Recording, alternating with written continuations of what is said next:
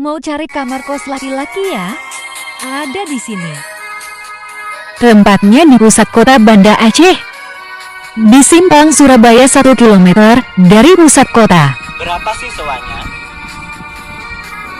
Sewa satu kamar dengan biaya 5 juta per tahun. Anda sewa satu kamar, bebas bisa tinggal bareng dengan teman 2 orang maupun 3 orang. Tersedia listrik prabayar, dan air sumur sangat jernih pakai sanyal dijamin hemat. Posisi kita sekarang di lampu stop Simpang Surabaya. Tidak jauh dari toko pusat aksesoris Happy. Nah, 5 pintu toko ke arah barat. Pas di samping toko pakaian Story A, belok kiri masuk lorong Haji Johan Hasan. Kita masuk ke lorong ini. Lorong ini bisa masuk mobil kok. Inilah tempat kos yang dituju.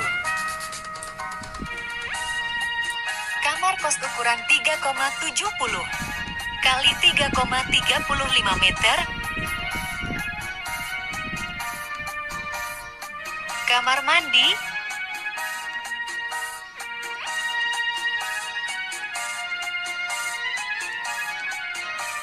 dan dapur. Kamar mandi dan toilet juga tersedia cadangan.